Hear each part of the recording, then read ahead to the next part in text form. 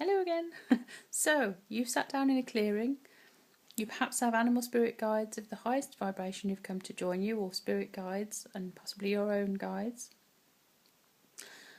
And we're now ready to make the actual communication with the animal.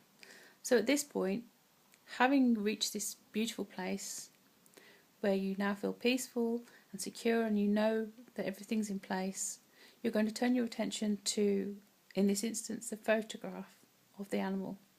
Okay, and I'd like you to look into the eyes of the animal in that photograph and remember as you're doing so that you're connecting with the energy of that animal. The photograph is simply like looking at a phone number. It's a dial-up point. You're connecting with the energy of that animal, and as such you're going to introduce yourself and you're going to say hello and introduce yourself and explain that you've come with the intention of making an animal communication with them for their highest good, and you can mention who's asked you to do the communication, as some of them will want to know. And once you've made this introduction and you've listened, and remember this is a nice, quiet, slow and gentle introduction. It's not, hi, here I am, let's go then, show me what you know. It's good to be a little bit more subtle than that, and take your time, don't rush it.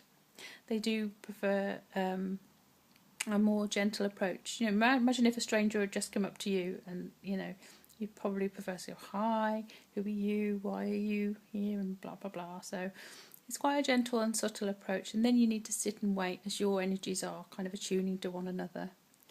And then ask, first of all, could you show me how you're feeling physically, please?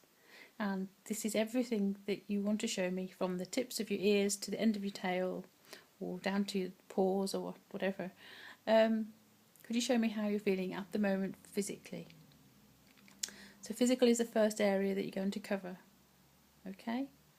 At this point, it's useful to start writing down, once you've already written the name of the animal down and their guardian, start writing down what physical impressions you can feel. So this will be anywhere in your body, and then you need to correspond that part of your body. Say it's the between your elbow and wrist of your left arm. This is going to be between the knee and the paw on the lower left of the animal you're doing the communication with. Okay? You may get maybe just 1 or 2 sensations. You may get 10 or 20 sensations.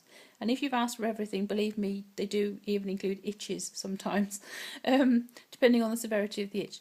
You'll also be able to feel whether it's mild or moderate. You might be able to feel whether it's past or present, or possibly something that will need management in the future. So make a note of all these things. How does it feel? What's the severity of it? Is it pain, or is it just an uncomfortable sensation, or is it just a feeling there? Mild feeling? What kind of feeling? Is it numb, cold, hot? Does it feel like an ache or a sprain? Does it feel like something mending? So try and be as descriptive as you can. When you've finished with physical and you feel, okay, I think I've picked up what I can here, and you can ask at that point, is there any way that their lives can be improved? That explain that you'll draw attention to their guardian and ask if there's anything else that can be done, anything that can be improved.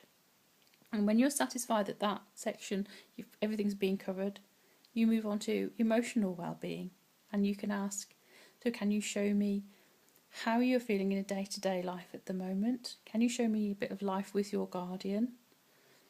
And how you're feeling generally within yourself. From this point on, once you've asked that, you will probably get any number of different sensations, impressions, words, feelings, smells, sentences. While that's happening, which could last anything from a couple of minutes to half an hour, you will also be getting impressions about that animal's character. You'll get very strong feelings about their personality. So do write that down. And finally, once you've moved through all of that, we ask if there's any special messages or anything else the animal would like to say. Now if you could go on to the third video. See you in a minute.